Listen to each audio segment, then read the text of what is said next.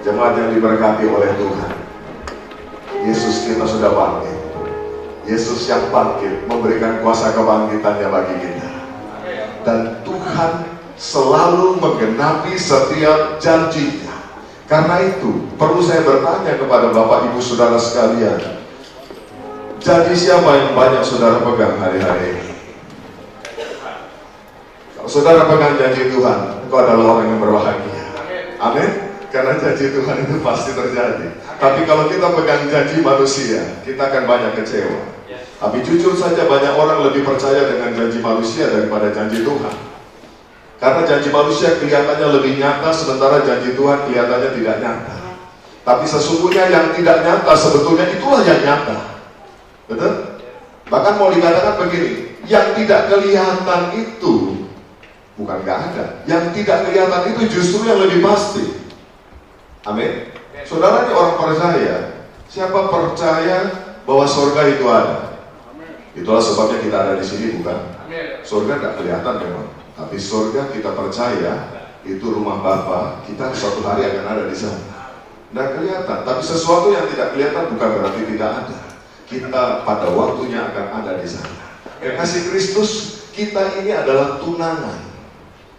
Tunangannya Yesus. Maka itu kita terus dibawa Tuhan naik ke gunung, ya, gunung kudusnya Tuhan, menyukakan hati Tuhan. Firman Tuhan berkata, berbahagialah orang yang dipanggil Tuhan untuk datang mendekat. Siapa yang boleh naik ke atas gunung kudus Tuhan? Yang suci hatinya, bersih tangannya.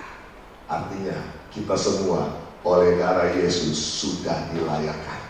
Kita oleh darah Yesus sudah dikuduskan. Kita oleh darah Yesus sudah dibenarkan. Itu status kita. Naiklah ke gunung, naik lebih dalam lagi, melekat sama Kristus. Hari-hari ini sudah bukan waktunya lagi kita untuk bermain-main, ya, apalagi bermain-main dengan kekristenan. Kekristenan up and down, ya. Kalau lagi mau kita up, kalau lagi nggak mau kita down. Up and down. Nah, kalau pas Tuhan datang kita pasti up, puji Tuhan. Tapi kalau pas Tuhan datang kita lagi down, bagaimana saudara? Karena itu jangan pernah up and down, tapi up terus, saudara. Amin. Bahkan terus naik, tidak turun. Kekristenan akhir zaman kita harus ada di atas gunung kudus Tuhan, melekat dengan Tuhan. Bukan karena kekuatan kita bisa naik, bukan. Tuhan yang panggil kita mendekat. Katakan, Tuhan yang panggil kita mendekat. Kalau orang dengan kekuatan sendiri cari Tuhan, nggak akan pernah bisa ketemu. Itulah sebabnya agama mengalami banyak kegagalan dalam mencari Tuhan. Karena manusia menggunakan kekuatannya sendiri cari Allah. Nggak bisa. Tapi kalau Allah yang turun menjadi manusia, mencari manusia, pasti bisa. Karena dia adalah Allah yang berkuasa. Karena dia adalah Allah yang maha kuasa. Karena itu Tuhan sudah menemukan saudara dan saya. Kita sudah ketemu sama Tuhan. Naik ke gunung membawa kayu dan membangun rumah Tuhan. Rumah Tuhan yang pertama kali tentu saja adalah diri kita masing-masing. Dan yang kedua, rumah Tuhan adalah gerejanya Tuhan.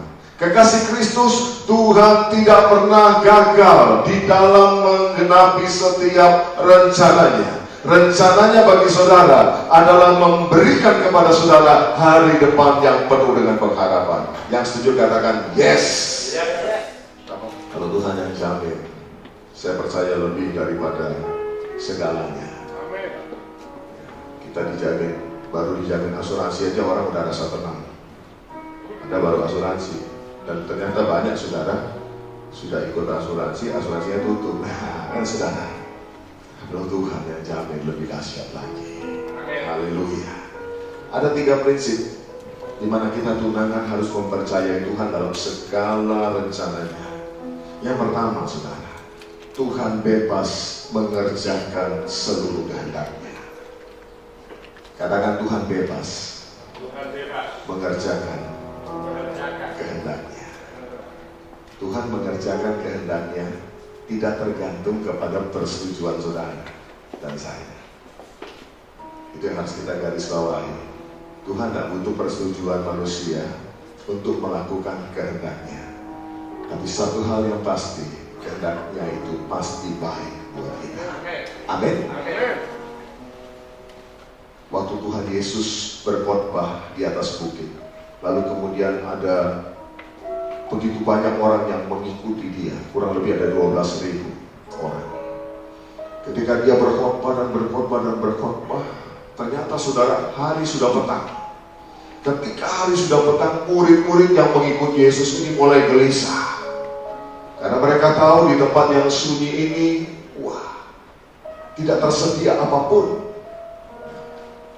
Orang-orang itu tentu saja mengikut Yesus sudah begitu lama. Dari pagi benar sampai petang, tentu saja orang-orang itu mengalami keletihan dan kelaparan tentunya.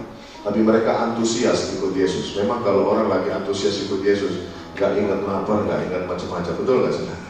Siapa yang pernah ngalami seperti ini? Oh puji Tuhan. Siapa yang masih ngalami sampai hari ini? Oh cuma satu orang, dua. Yang lainnya? Ya, perlu minta kuasa Roh Kudus membakar kembali. Amin. Supaya kita kembali kepada cinta yang mula-mula. Ya. Kalau perlu, saudara, saya ingat dulu waktu saya pertama kali mengenal Tuhan, sungguh-sungguh cinta mula-mula. Waduh, saya tuh pergi kebaktian di Betani, Karsa Pemuda, saudara. Ibadah pagi, ibadah siang, kadang sudah sore saya balik lagi, saudara. Padahal khotbah yang saya dengar itu sama, saudara. Ya kan, pendetanya kan sama, kan khotbahnya 1, 2, 3 masih sama, saudara. Tapi saya bisa dapatkan hal yang berbeda-beda dalam setiap khotbah itu, saudara. Meskipun ayatnya sama. Karena firman Tuhan itu selalu menjadi rema bagi kita. Betul? Bukan cuma logos itu cuma tertulis, bukan. Tapi ketika kita menikmati dan menerima firman itu jadi rema, jadi satu yang kita butuhkan. Luar biasa. Ya. Saya merindukan supaya jemaat Tuhan terus mengalami juga hal yang seperti itu. Karena itulah saudara yang menjadi kegairahan buat kita. Kalau tidak, kekristenan akan menjadi kekristenan yang mati. Ibadah cuma menjadi rutinitas. Bahkan kalau sudah hari Minggu kita sudah lihat jam aja udah rasanya, aduh, kebaktian lagi. Nah, kalau sudah seperti itu tanda-tanda Tuhan. Ya. Tanda-tanda akhir zaman, tanda-tanda kebinasaan. Tapi kalau kita, kapan ya ibadah lagi? Kapan ya ada doa lagi? Kapan ya ada family antara kita? Nah, itu saudara, sebentar lagi rapture, saudara. Amin. Sebab yang seperti itu yang rapture, saudara. Yang merindukan Tuhan, yang merindukan kedatangannya, itu nanti akan ketemu dengan Tuhan. Berapa banyak rindu sama Tuhan? Haleluya, saya juga rindu. Ya, pada waktu kita lagi ibadah begini terus Tuhan datang, kita sama-sama terangkat di awan-awan yang bermain. Haleluya. Ada yang tanya sama saya, Pak, bagaimana kalau kita sampai tidak terangkat? Kalau sampai tidak terangkat, kita masuk dalam aniaya yang besar. Tapi saya percaya gereja Tuhan sudah diangkat terlebih dahulu sebelum masa aniaya yang besar. Karena apa? Waktu gereja diangkat bersama dengan Roh Kudus, ketemu Tuhan, ketemu Raja kemuliaan di awan-awan yang bermain. Di dunia itu saudara, mereka yang tertinggal, masuk dalam masa yang tidak pernah mereka pikirkan, tidak pernah mereka dengar, pernah timbul dalam hati mereka. Itu sungguh-sungguh terjadi, kekejaman yang luar biasa. Tapi biarlah kita menikmati suasana surgawi saja. Kembali saudara, waktu Yesus berkhotbah, 5.000 orang laki-laki, belum termasuk perempuan dan anak-anak, mendengarkan, mereka mulai merasa tentu saja lapar di sore hari. Dan murid-murid yang gelisah. Lalu kemudian mereka berkata dalam Matius 14 ayat yang ke-15 sampai dengan ayat yang ke-17. Matius 14 ayat yang ke-15 sampai dengan ayat yang ke-17, menjelang malam, murid-muridnya datang kepadanya dan berkata, tempat ini sunyi dan hari sudah mulai malam. Suruhlah orang banyak itu pergi supaya mereka dapat membeli makanan di desa-desa. Tetapi Yesus berkata kepada mereka, baca bersama-sama, tidak perlu mereka pergi, kamu harus memberi mereka makan. Jawab mereka, yang ada pada kami di sini hanya 5 roti dan 2 ikan. Hal yang pertama tadi yang saya garis bawahi adalah Allah bebas melakukan kehendaknya. Betul? Pada waktu itu kehendak Allah di dalam pribadi Yesus adalah kamu harus memberi mereka makan. Jangan suruh mereka pulang, beri mereka makan. Tapi manusia terbatas. Dengan logikanya berkata apa? Waktu Yesus berkata, kamu harus memberi mereka makan, jawabannya langsung matematika. Yang ada pada kami di sini hanya 5 roti dan 2 ikan. Dengan kata lain mereka mau berkata, nggak mungkin Tuhan. Gak ada makanan yang tersedia untuk memberi orang sekian banyak itu makanan. Yang ada pada kami itu cuma 5 roti dan 2 ikan. Logika. Kekasih Kristus. Tapi coba kita lihat apa yang Yesus buat. Pada waktu murid-muridnya dalam keadaan berkata, tidak mungkin hal itu bisa terjadi. Tidak mungkin kita bisa memberi mereka makan. Yesus berkata, berikanlah kepadaku 5 roti 2 ekor ikan. Lalu yang dia lakukan, dia mengucap syukur atasnya. Lalu kemudian memecah-mecahkannya. Dan apa yang terjadi? Mujizat Allah terjadi. 5.000 orang makan sampai kenyang. 5.000 orang laki-laki, saudara. Belum termasuk perempuan. Dan Alkitab saudara itu memang dituliskan dengan satu tradisi yang dihitung itu laki-laki, saudara. Tapi saya senang, gak apa-apa. Bagus ditulis 5.000 laki-laki. Sebab laki-laki makannya juga lebih banyak. Betul? Ya. Kalau perempuan, wah, orang bisa berkata, ya makanya dikit-dikit Pak, apalagi kalau yang malu-malu. Iya kan? Apalagi kalau lagi diet. Ya. Tapi kalau laki-laki, saudara pernah lihat laki-laki kelaparan makan? Lihat nanti siang, saudara. Ya. Lihat nanti siang. Ya, kalau yang belum pernah lihat, jangan pulang dulu. Ya, kalau laki-laki itu sudah lapar, saudara. Itu bisa double portion, bahkan triple, saudara. Ya. Apa aja bisa masuk, saudara. Buaya kalah, kira-kira begitu, saudara. Karena lapar. Dan Alkitab menuliskan 5.000 orang laki-laki lapar. Mereka makan, masih bisa sisa. Itu namanya mujizat. Betul? Haleluya. Sisanya 12 paku lagi, saudara. Ya. Saya percaya yang bawa pulang itu anak kecil. Saudara tahu nama anak kecil itu apa? Roti boy, saudara. Ya, anak kecil itu dia yang membawa roti kan? Ya, roti boy kan yang bawa roti. Dia yang membawa roti. Dia pulang bawa 12 bakul. Modalnya cuma 5 roti. Pulang bawa 12 bakul. Diberkati karena apa? Dia bawa kepada Tuhan untuk menjadi berkat bagi banyak orang. Saudara dikasih oleh Kristus, sekalipun tidak logis, tetapi karena itu dari Tuhan, maka wajiblah, tentulah kita harus mempercayai. Dan Allah sanggup menggenapi. Pernah gak saudara dalam hidup ini menghadapi sesuatu yang tidak logis? Dipikir tidak bisa, tapi bersama Tuhan ternyata saudara sudah lewati sampai dengan hari ini. Amin. Siapa pernah mengalami seperti itu? Puji Tuhan, tepuk tangan meriah bagi Allah kita.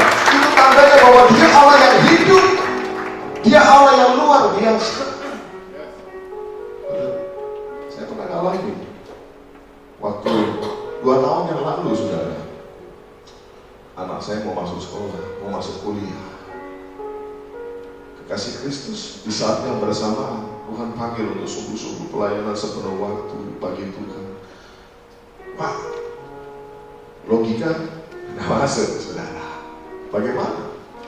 Ya, apalagi anak saya kepingin kuliahnya di satu tempat yang ada di luar negeri, saudara. Wah, tidak masuk sama sekali. Dihitung nggak bisa. Discuss sama manusia. Ada adik, ada saudara. Mereka bilang, wah jangan deh. Kau tidak siap, susah. Jangan cuma bisa berangkat nanti pulang lagi. Jangan cuma bisa tes nanti balik lagi. Nggak bisa deh. Tapi saya mengucap syukur, saudara. Di saat saya lemah, saya puji Tuhan. Nah ini perhatikan saudara para orang tua. Karena Tuhan pakai anak-anak, iman mereka lebih kuat. Ya. Artinya begini, mereka bisa menegur, mengingatkan orang tuanya. Ya, saya ingat anak saya itu perempuan itu bilang begini. tenang saja B, nanti Tuhan yang sediakan. Wih, kalau dilihat logika, cek rekening. Sering kan saudara ngecek rekening? Siapa yang satu hari pernah nggak ngecek rekening? Itu udah kayak berkaca kan saudara? Ya, sudah kayak bercermin. Ya, satu kebutuhan. Ya, cek rekening, wih, ya, nggak mungkin. Tapi satu hal, di dalam Yesus segala sesuatu mungkin terjadi.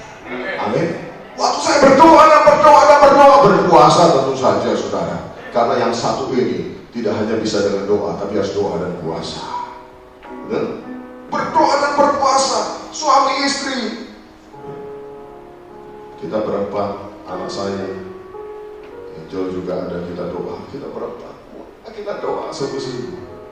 Ya. Sampai menjelang hari hanya tetap rasanya tidak mungkin 5 roti, 2 ekor ikan dolar. Cuma 5 roti dan 2 ekor ikan. Tapi mujizat Allah terjadi di saat yang tepat. Ternyata Tuhan punya cara. Pada waktu dia harus mulai saudara untuk kuliahnya, Tuhan buka jalan. Berkatnya bukan lewat ya, keuangan yang dia berikan, tapi Tuhan lewatkan pemerintah saudara. Pemerintah Singapura justru memberikan beasiswa bagi anak ini. Dan akhirnya bukan saja cukup, tapi lebih, bahkan tersisa 12 pakur saudara. Haleluya. Haleluya. Dan 12 pakur kan bisa dinikmati kapan? Terus saudara. Saya berpikir begini saudara, kemarin saya ketemu dengan pendeta senior dari Surabaya. Dia berkata begini, nah, kita ini hamba Tuhan di tengah-tengah penderitaan, masalah yang kita hadapi, tapi Tuhan selalu memberikan penghiburannya. Dia berkata begitu, saya berkata iya. Lalu dia justru memberitahukan begini, coba kau perhatikan anakmu, bukankah itu satu berkat? Saya bilang amin. Itu lebih daripada berkat materi Tuhan berikan. Karena apa saudara ya saudara? Kalau Tuhan mau memberkati dengan cara yang berbeda juga bisa. Ya dong, tetapi hasilnya ya biasa-biasa aja bukan? Saya ada duit, saya masukkan sekolah, bayar.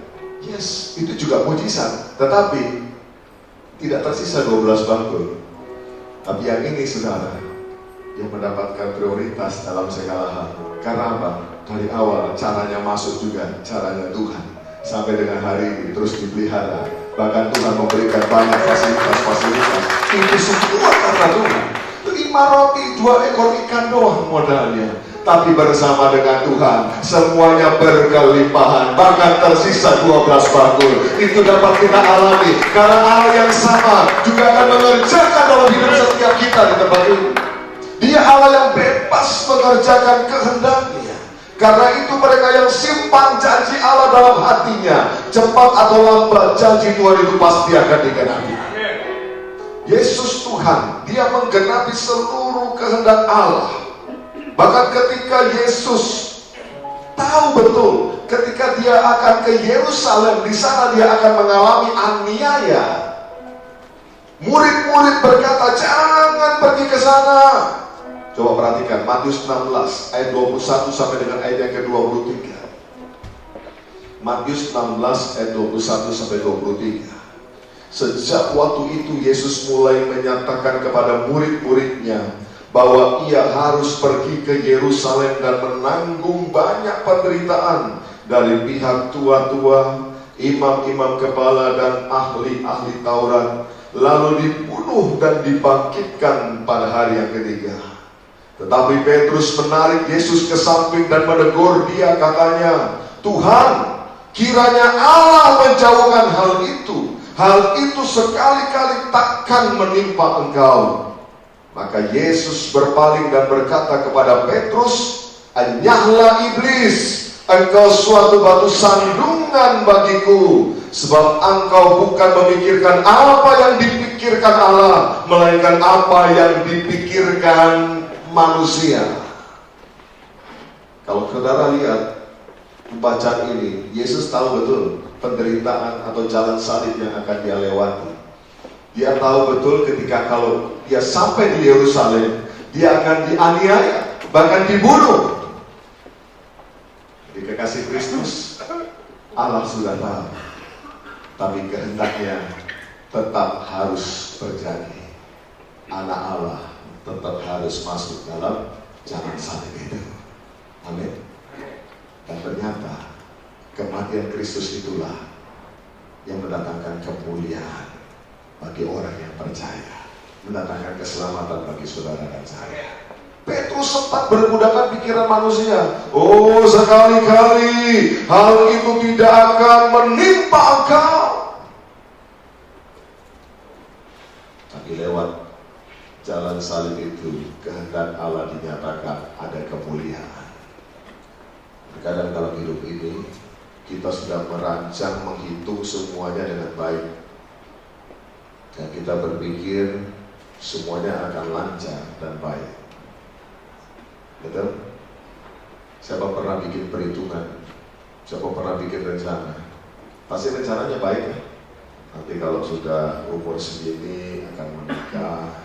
Nanti kalau sudah menikah, ya tahun pertama nggak usah punya anak dulu. Kenapa? Menikmati dulu bulan madu, kan gitu. Ya, bulan madu kalau cuma 3 bulan nggak cukup, 1 tahun. Ya, nanti sesudah itu baru mulai merancangkan. Nanti begitu anak-anak lahir kita ikutkan ya program asuransi ini, ABC dan seterusnya. Nanti sekolahnya di sini. Waduh, anak belum punya, orang sudah bisa merancangkan anaknya nanti kuliah di mana. Wah, rancangannya luar biasa. Tapi sudah dikasih oleh Tuhan. Seringkali ketika orang sudah merancangkan seperti itu, ya, perjalanannya itu tidak mulus ternyata, saudara. Ada penyimpangan di sana, bahkan ada pending di situ, saudara.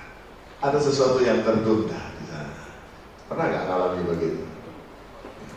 Udah merencanakan umur sekian mau menikah, udah lewat umurnya belum dapat jodoh. Artinya apa? Pending kan sudah, nggak jadi nikah. Ya. Tapi apa yang harus kita lakukan? Tetap bersyukur sama Tuhan.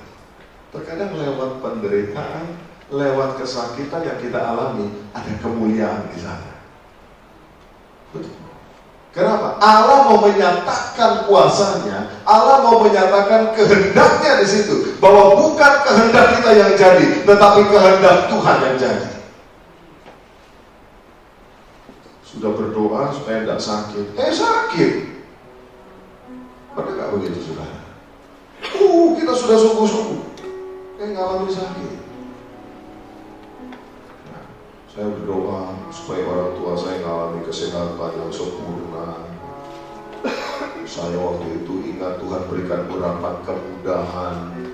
Mulai doakan jemaat Tuhan dapatkan anointing of ease, urapan kemudahan. Orang-orang ditolong luar biasa. Ada yang sudah terkepung sekalipun Tuhan kasih kemudahan, bisa dibebaskan dengan cara yang ajaib. Wow! Tapi sementara saya sedang berkhotbah seperti itu, melayani seperti itu, tiba-tiba saudara, mami saya kena stroke. Kok begini Tuhan? Kok begitu Tuhan? Saya bawa ke rumah sakit. Waktu mau MRI, CT scan, diketahui memang ada yang tersumbat. Wah, Tuhan, aku kan hamba-Mu, sungguh-sungguh Tuhan, Kau sudah panggil secara khusus. Bahkan Kau berikan urapan-Mu, karunia-Mu Tuhan. Kenapa hal itu terjadi? Roh Kudus cuma bilang begini, kuatkan dan teguhkan hatimu. Kuatkan dan teguhkan hatimu. Sebab jalan yang kau lewati memang belum pernah kau lewati sebelumnya. Tapi ketahuilah aku menyertai kamu senantiasa. Immanuel, aku tidak pernah meninggalkan engkau. Di situ saya tahu, bukan soal jalannya yang penting. Yang penting siapa yang menyertai kita. Betul? Bukan soal bagaimana persoalannya, tapi siapa yang menyertai saudara. Itu yang penting. Semua orang tentu berpikir, Enak kan kalau nggak ada persoalan. Enak kan kalau persoalannya itu kecil. Enak kan kalau persoalan itu besar. Jarang yang ngomong itu. Kalau bisa kecil-kecil semua. Tapi saya mau beritahu, bukan soal masalahnya yang penting, tapi siapa yang menyertai kita. Ketika kita disertai oleh pencipta langit dan bumi, Allah yang berkuasa, maka semuanya bukan masalah. Tapi seringkali ketika kita melupakan akan hal ini, penyertaan Tuhan dan perkenanan Tuhan, disitulah masalahnya. Orang menjadi stres, orang menjadi tertekan, menjadi putus asa adalah ketika mereka lupa siapa yang menyertai dia. Siapa yang menyertai kita. Kalau saudara mulai hari ini selalu merenungkan bahwa saudara itu disertai Allah, saya percaya meskipun saudara di depan ada persoalan sebesar gunung. Halo, ada persoalan yang besar sebesar gunung, saya percaya mujizat yang akan terjadi juga lebih besar daripada gunung itu. Amin. Sebab Allah kita Allah yang lebih besar daripada setiap persoalan. Firman Tuhan berkata, roh yang ada padamu lebih besar kuasanya dari segala roh yang ada di dunia ini. Wow. Di waktu mami saya waktu itu diagnosis mengalami stroke, dan saya lihat memang, saya pandang wajahnya, wah, ini sudah melewat sudah. Ya. Kemudian tangannya susah digerakkan. Wah, kakinya juga susah digerakkan. Dokter bilang ini butuh waktu yang lama. Saya cuma bisikkan di telinganya. Waktu itu kami ada di rumah sakit di daerah Serpong. Saya cuma bilang begini, jangan aminkan. Aminkan saja firman Tuhan, bahwa firman Tuhan oleh bilur-bilur Yesus sakit penyakit kita disembuhkan. Saya percaya. Wah, kita doa sama-sama. Saya bersyukur, ya. Mami saya seorang yang taat firman, yang sungguh-sungguh percaya, jadi enak saudara. Ya. Gak perlu pakai diskusi panjang lebar, gak perlu ikutkan seminar baru mengerti. Ya. Repot kan kalau harus seminar dulu baru ngerti kan saudara. Ya. Ngomong biasa di rumah sakit langsung yes, ayo kita doa sama-sama. Saudara dikasih oleh Tuhan. Ternyata saudara dikasih oleh Kristus 5 hari mami saya disembuhkan oleh Tuhan Yesus Kristus. Haleluya. Tapi lewat penderitaan kan, ada penderitaan kan di sana. Sempat masuk rumah sakit kan, tapi semua itu untuk mendatangkan kemuliaan bagi nama Tuhan. Bahwa Dia Allah yang berjanji, Dia Allah yang pasti menggenapi janjinya. Dan sampai hari ini melayani Tuhan bersama-sama. Sebagai pendoa, kemana saja, sampai ke pelosok-pelosok kita pergi, tetap bisa ikut saudara. Kekasih Kristus untuk mendatangkan kemuliaan. Kalau hari ini ada di antara saudara yang sedang mengalami mungkin satu keadaan yang terjepit, mungkin mengalami keadaan yang krisis, itu bukan akhir kehidupan kita. Amin. Mungkin ada yang lagi mengalami sakit, mungkin orang tua sakit, mungkin keluarga sakit. Saya mau beritahu, itu bukan akhir perjalanan hidup kita.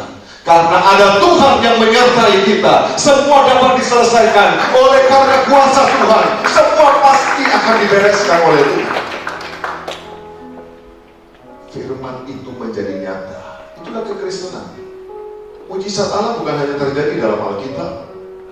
Oh, ada orang yang mengalami mujizat. Oh, ada 5 roti 2 ekor ikan. Bukan hanya terjadi di dalam Alkitab, tapi di dalam kehidupan yang nyata saat ini. Firman Tuhan itu berkuasa.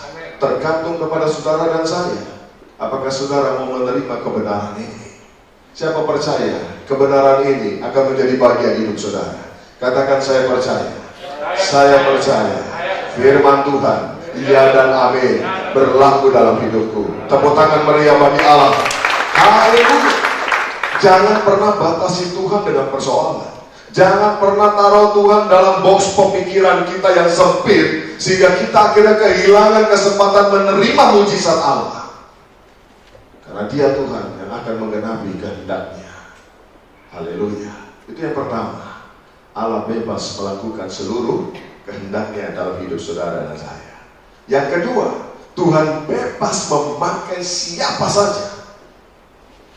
Tuhan bisa pakai siapa saja untuk menolong kita, untuk memberkati kita. Tuhan bisa pakai siapa saja. Bahkan kita pun bisa dipakai oleh Tuhan. Amin.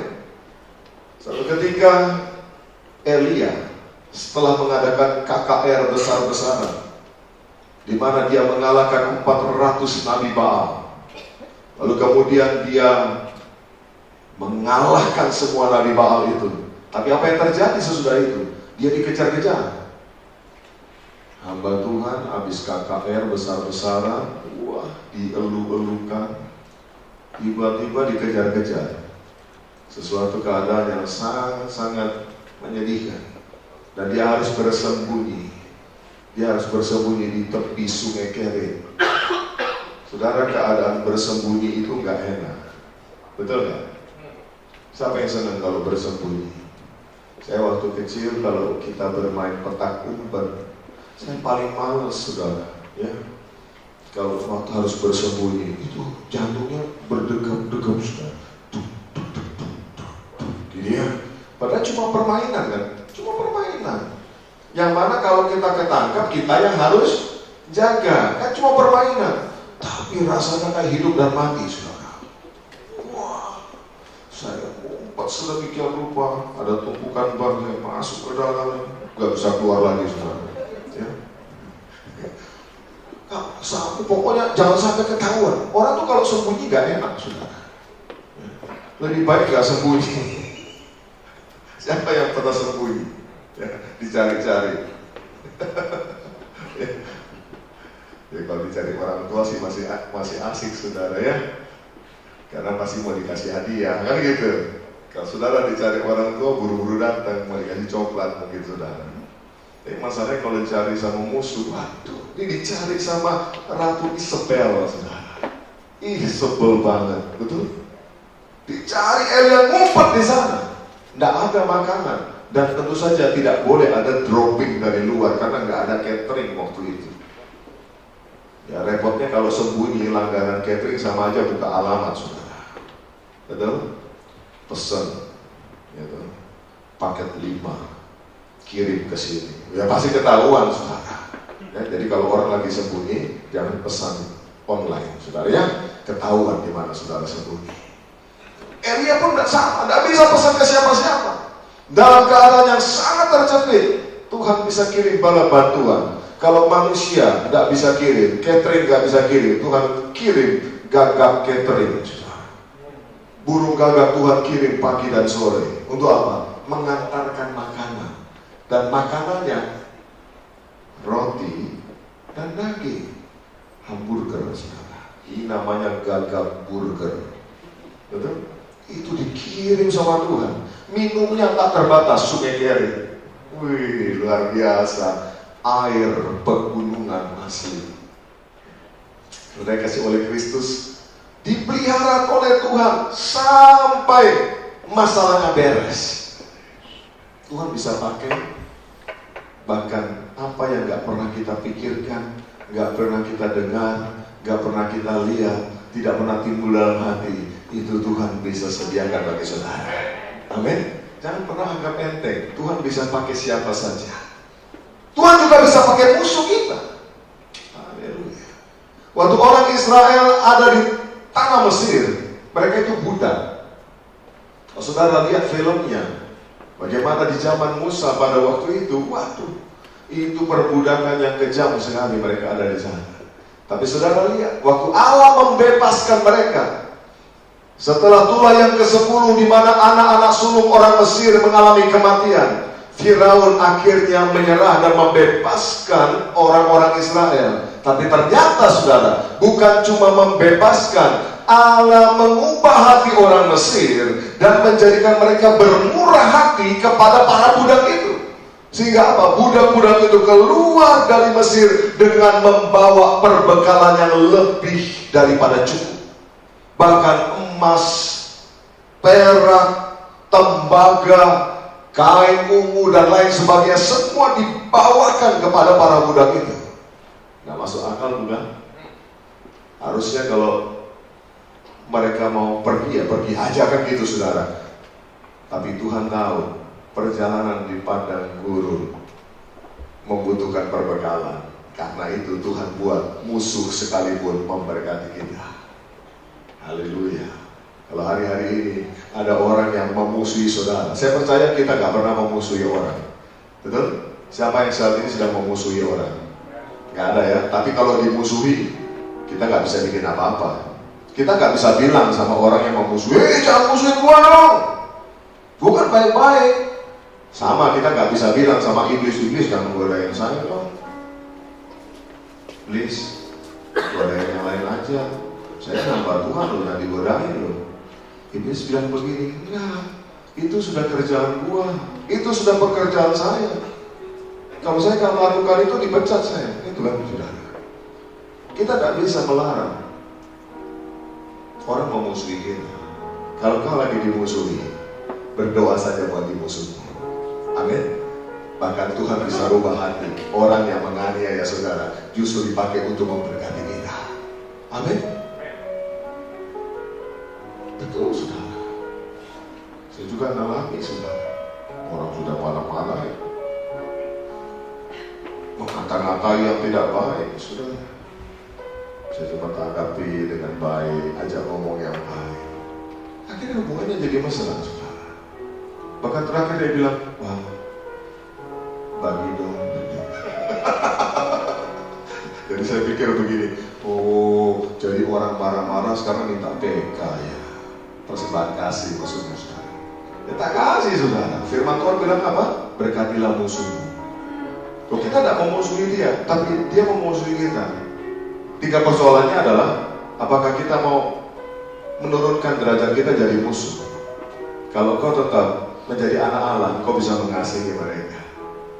Dan saya mau saksikan saudara, memberkati musuh itu mendatangkan keuntungan saudara.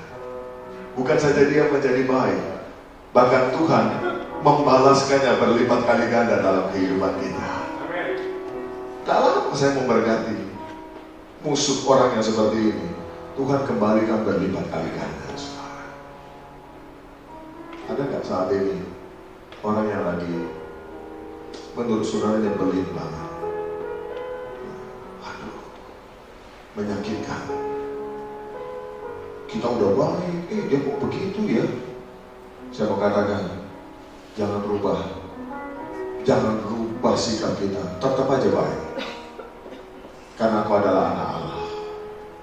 Karena statusmu beda, engkau bukan dari dunia ini, engkau datang dari sorga. Warga negara kita adalah warga negara sorga. Kita tidak sama dengan dunia ini. Warga negara dunia boleh bilang apa saja, boleh berkata yang buruk apa saja, engkau tetap berkata sesuatu yang memberkati mereka, sama seperti Yesus yang selalu memberkati orang yang menganiaya.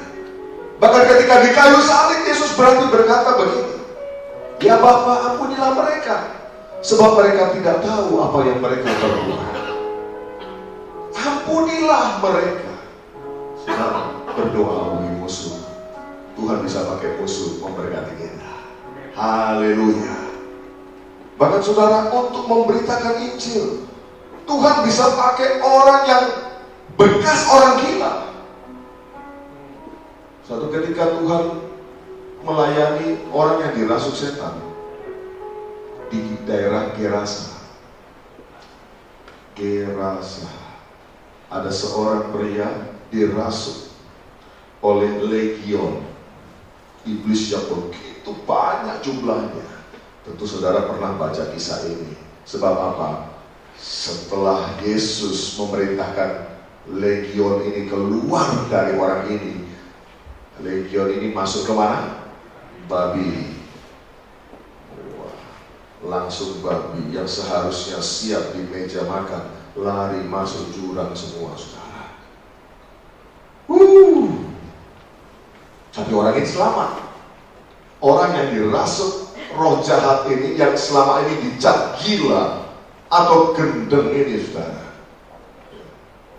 dia dimerdekakan, dia dibebaskan. Wah, orang ini punya kerinduan, dia mau ikut Yesus. Artinya kemana Yesus pergi, dia mau jadi muridnya sama-sama ngikut. Tapi coba saudara lihat, Markus 5 ayat 19 sampai dengan ayat yang ke-20. Markus pasal 5 ayat 19 sampai dengan ayat yang ke-20. Yesus tidak memperkenankannya, tetapi ia berkata kepada orang itu, pulanglah ke rumahmu, kepada orang-orang sekampungmu, dan beritahukanlah kepada mereka segala sesuatu yang telah diperbuat oleh Tuhan atasmu, dan bagaimana ia telah mengasihani engkau. Ayat 20, baca bersama-sama. Orang itu pun pergilah dan mulai memberitakan di daerah Dekapolis segala apa yang telah diperbuat Yesus atas dirinya, dan mereka semua menjadi heran. Mereka semua menjadi heran, menjadi percaya akan apa yang disampaikan oleh bekas orang yang dirasuk oleh roh jahat ini. Kekasih Kristus, Tuhan bahkan bisa pakai orang yang seperti itu. Saya percaya kalau orang yang bekas dirasuk roh jahat saja, bekas orang gila saja, Tuhan bisa pakai untuk memberitakan tentang Injil Kerajaan Sorga, apalagi saudara dan saya. Amin. Jangan cuma jadi pendengar atau penikmat mujizat. Kita udah menikmati banyak mujizat, banyak pertolongan, kita sudah nikmati. Jangan cuma jadi penikmat saja. Jangan cuma jadi penerima berkatnya saja. Ayo semua kita keluar dan jadi berkat bagi banyak orang. Amin. Beritakan tentang Injil, beritakan tentang Yesus, bahwa Yesus mengasihani mereka. Coba lihat tadi, kabarkan kepada orang-orang sekampungmu bahwa Tuhan mengasihani engkau. Tuhan mengasihi engkau. Tuhan mengasihi saudara. Luar biasa. Itu yang harus kita sampaikan. Apa yang hari-hari ini kita sampaikan? Ketika ketemu dengan orang yang mungkin teman di kantor kita, rekan usaha, ketemu lalu dengan, halo bro, gimana kabar? Terus dia mulai bilang, wah hari-hari ini agak susah ya. Apa jawaban saudara? Iya bro, benar susah. Nah, di mana kemuliaannya? Harusnya kalau orang lain bilang susah, orang lain bilang hari-hari ini adalah krisis, harusnya keluar dari mulut saudara, meskipun keadaan susah, tapi aku selalu ditolong oleh Tuhan Yesus. Amin. Selalu ada mujizat setiap hari terjadi dalam hidupku. Dan saya percaya apa yang keluar dari mulut kita itu dicatat oleh Kerajaan Sorga. Allah melakukan persis seperti apa yang kau ucapkan. Amin. Kalau udah orang bilang, ini lagi zamannya susah ya Pak, bisnis lagi turun. Saudara bilang, iya benar bro. Sambil tarik nafas lagi. Suram deh, madesu langsung semuanya. Masa depan suram. Tapi coba saudara berani berkata, Yesus menyertai aku, Dia rubah segala sesuatu. Tuhan mengutus kita ke tengah serigala, bukan? Tuhan nggak mengutus kita ke tengah domba. Kenapa? Apa tidak kejam Tuhan? Tidak. Supaya kita jadi saksi di sana. Haleluya. Supaya kita jadi saksi. Ternyata jadi dombanya Tuhan itu enak. Amin. Dan saya percaya oleh kuasa Tuhan, serigala juga bisa bertobat jadi domba kalau dia dengar kabar sukacita dari saudara. Tapi persoalannya domba kesana aja takut. Sudah gitu domba sampai sana nurut aja sama serigala, nah repot saudara. Bahkan akhirnya kita jadi santapan. Kasih Kristus, Tuhan bisa pakai siapa saja untuk melakukan kehendaknya. Dan yang terakhir, Tuhan bisa pakai cara apa saja untuk memberkati. Tuhan bisa pakai cara apa saja melakukan kehendaknya. Contoh, waktu Yesus menyembuhkan orang yang sakit, ada orang yang sakit buta.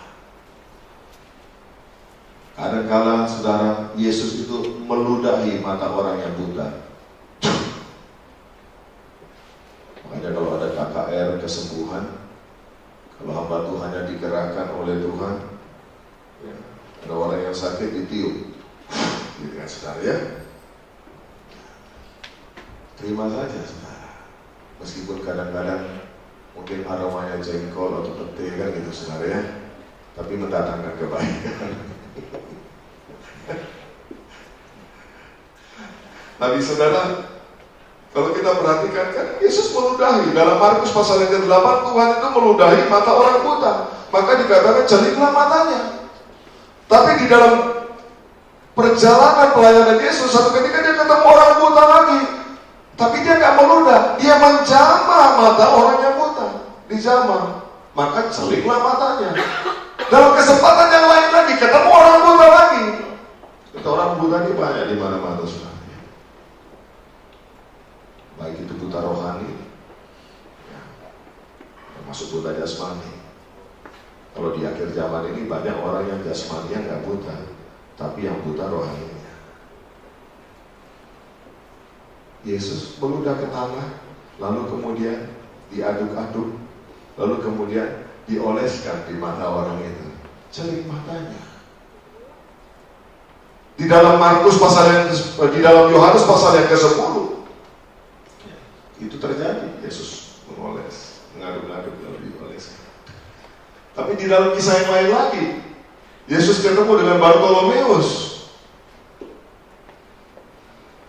Dia gak meludah, dia gak menjamah, dia gak mengaduk-ngaduk ludahnya. Nah, yang dia lakukan cuma apa? Berkata, imanmu telah menyelamatkan engkau. Maka dikatakan saat itu, seketika itu juga celiklah matanya.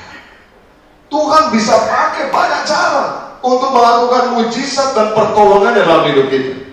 Karena itu kekasih Kristus, jangan pernah kita membatasi Tuhan dengan cara.